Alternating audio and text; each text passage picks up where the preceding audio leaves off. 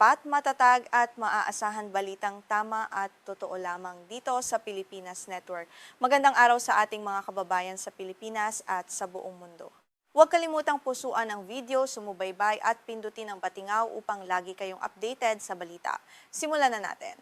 Isang matinding krisis ang kinakaharap ngayon ng Estados Unidos habang patuloy itong nalulubog sa digmaan laban sa Iran nang walang malinaw na estratehiya kung paano ito tatapusin.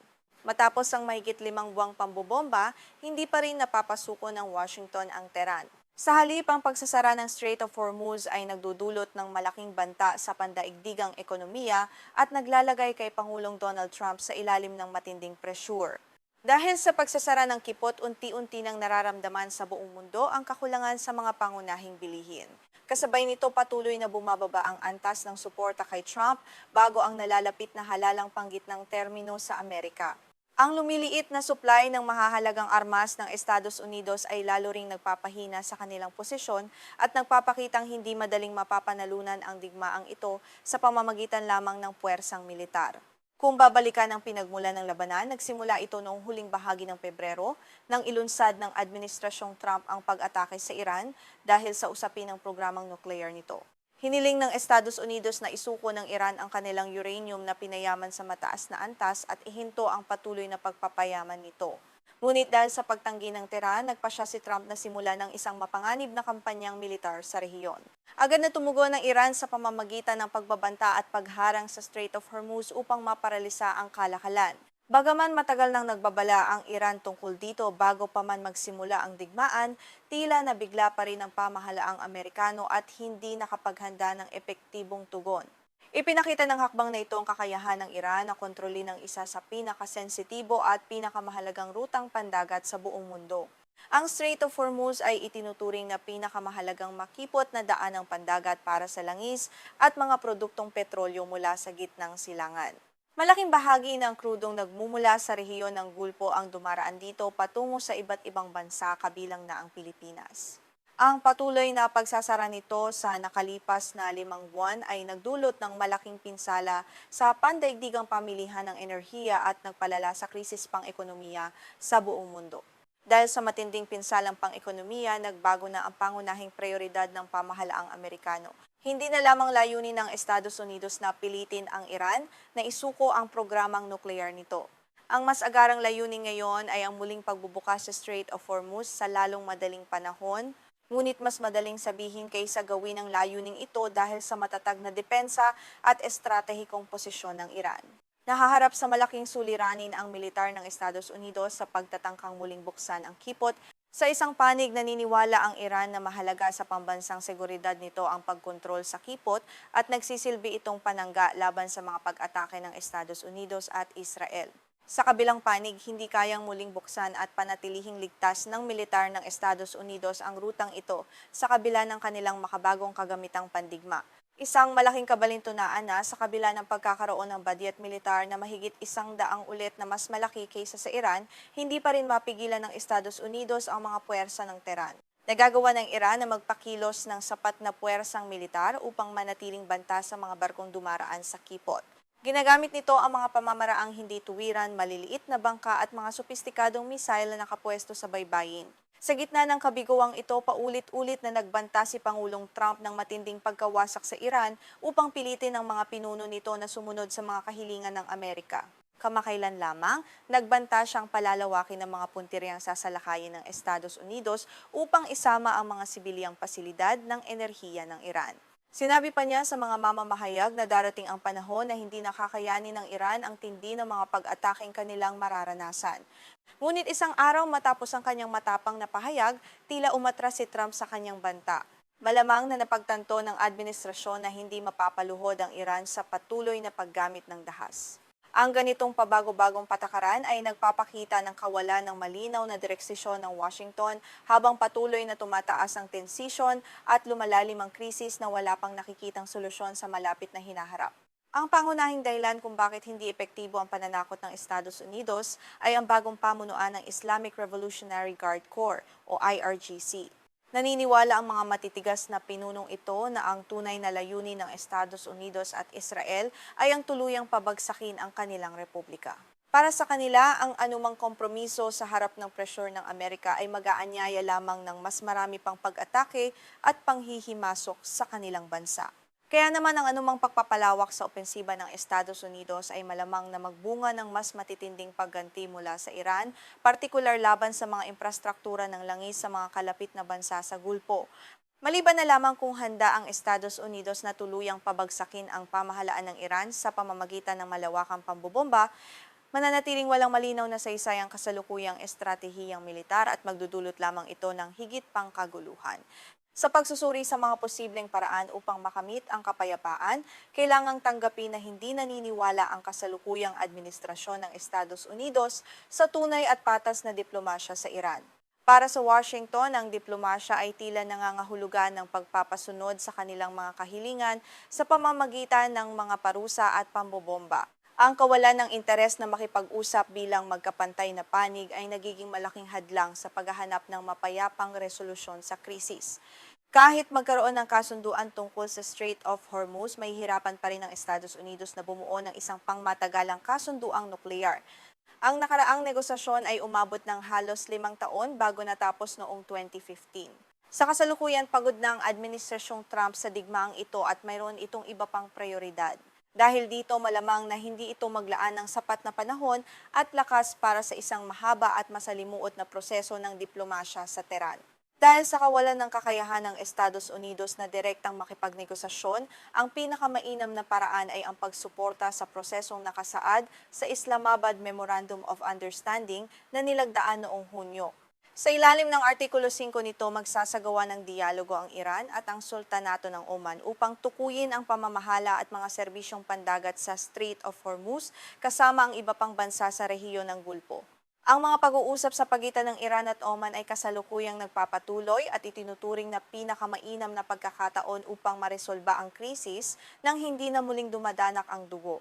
Ang kailangan lamang gawin ng Estados Unidos ay suportahan ng Oman at tanggapin ang anumang pinal na kasunduang maaabot ng dalawang panig upang tuluyang maibsan ang tensyon at muling mabuksan ang kipot para sa lahat.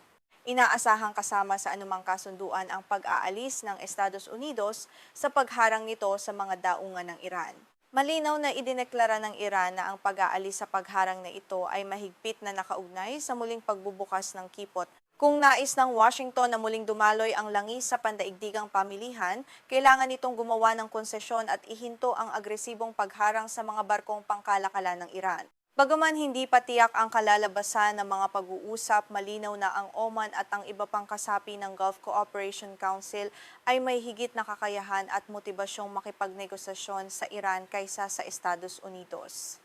Nais ng mga bansa sa Gulpo na maibalik ang kalagayan bago nagsimula ang digmaan. Samantala, nais naman ng Iran ang isang bagong sistema kung saan magkakaroon ito ng mas malaking papel sa pangangasiwa sa trapiko ng mga barkong dumaraan sa kipot. Gayunman, nagbabala ang mga eksperto na mananatiling marupok sa simula ang anumang kasunduang maaabot. Hindi agad babalik ang dating sigla ng kalakalan sa kipot habang mananatili rin ang mga base militar ng Estados Unidos at ang mga parusa laban sa Iran. Sa kabilang banda, gagamitin ng Iran ang pagkakataong ito upang muling palakasin ang depensa nito bilang paghahanda sa mga posibleng susunod na pag-atake ng alyansa ng Estados Unidos at Israel.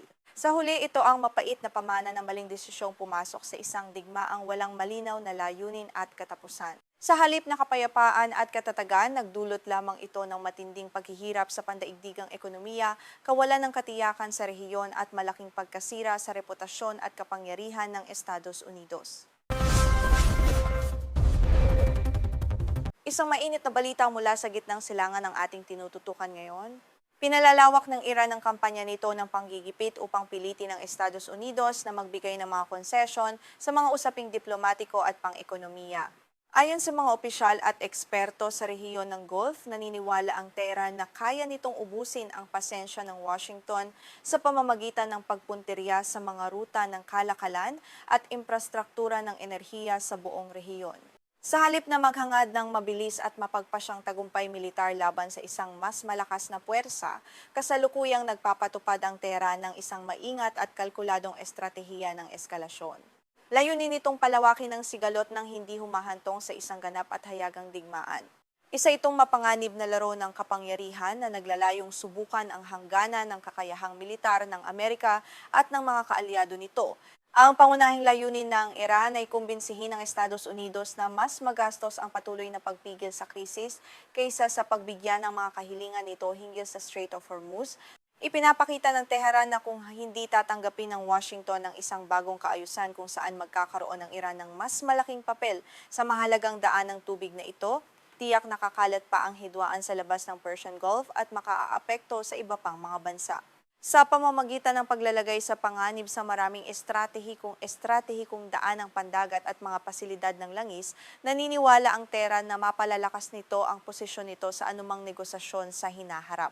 Isa itong malinaw na mensahe sa buong mundo na ang daloy ng pandaigdigang ekonomiya ay maaaring maapektuhan ng mga susunod nitong hakbang militar na nagpapakita ng lumalaking impluwensiya nito sa rehiyon. Ayon kay Michael Knights ng Washington Institute, mula pa sa simula ay sinisikap na ng Iran na higitan ang eskalasyon ng Amerika sa pamamagitan ng pagpapakita ng mga bagong pagpipilian bawat linggo.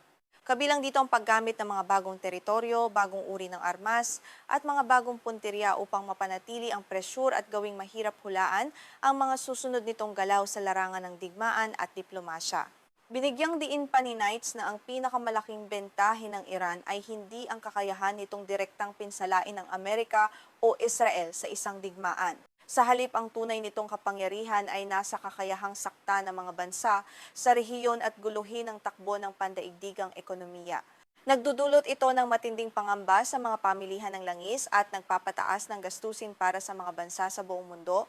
Matapos ipakita ang kakayahang harangan ang trapiko sa Strait of Hormuz, kung saan dumaraan bago ang krisis ang halos ikalimang bahagi ng kabuuang konsumo ng langis sa mundo, nagbabala ang Tehran na walang daan ng tubig na ligtas mula sa banta nito.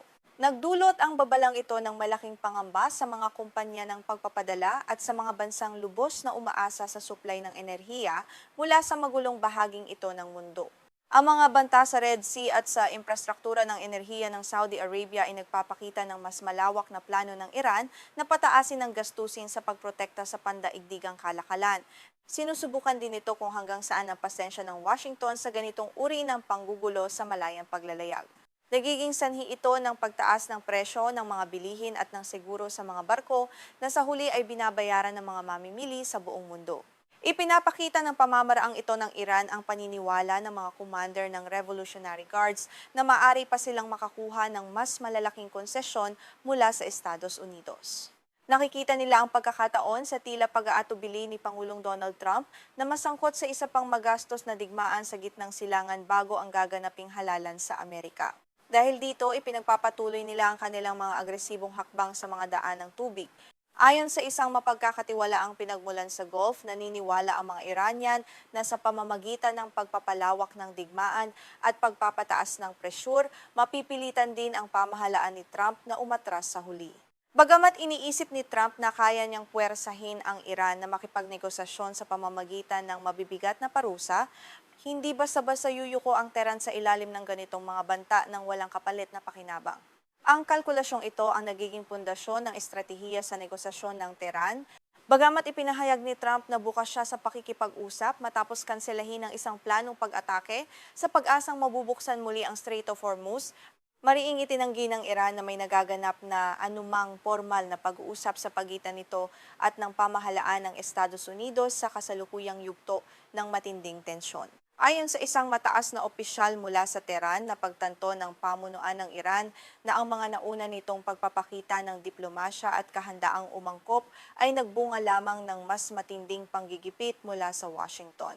Dahil dito, naniniwala itong kailangan muna nitong magtatag ng isang malakas na posisyon at magkaroon ng sapat na bentahe sa negosasyon bago magsimula ang anumang makabulugang pag-uusap upang hindi ito malagay sa alanganin sa harap ng Amerika. Sa pagsusuri ng Tehran, tinitingnan ni Trump ang anumang diplomatikong konsesyon bilang tanda ng kahinaan at tumutugon lamang siya kapag nakararanas ng matinding presyur.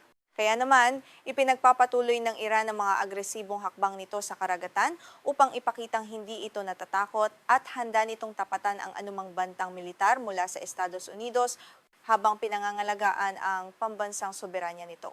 Sinabi naman ni Michael Singh, isang nakatataas na mananaliksik sa Washington Institute, na naniniwala ang Iran na hawak pa rin nito ang inisyatiba sa labanang ito. Ito ay dahil tila hindi tiyak ang administrasyong Trump kung hanggang saan ito handang umabot sa larangang militar. Nagbibigay ito sa Iran ng pagkakataong palakasin ang impluwensiya nito at magpatupad ng piling pagkontrol sa mahalagang daan ng tubig. Ayon kay Alan Aire, isang dating diplomat ng Amerika at eksperto sa Iran, nagpapatupad ang Tehran ng isang estratehiya ng pagpigil. Layunin nitong pilitin ng Washington na alisin ang pagbara, tihinto ang mga banta ng pag-atake. Ayaw ng Iran na ang Estados Unidos ang magdikta sa takbo ng mga pangyayari at sa oras ng negosasyon, kaya mas pinipili nitong pangunahan ang mga susunod na hakbang. Sa gitna ng sigalot na ito ay ang kinabukasan ng pamamahala sa Strait of Hormuz. Naghain ng Oman ng isang panukalang sinusuportahan ng mga bansa sa Gulf para sa pamamahala sa daanan, kabilang ang voluntaryong pagbabayad mula sa mga gumagamit nito. Ngunit nais ng Tehran ang ganap na pamamahala at karapatang maningil para sa mga serbisyong ibinibigay nito. Tinanggihan naman ito ng Washington upang mapanatiling malaya at bukas sa buong mundo ang daanan. Ang kampanya ng Iran ay nagbunga ng isang sitwasyong umaayon sa estratehikong lohika nito.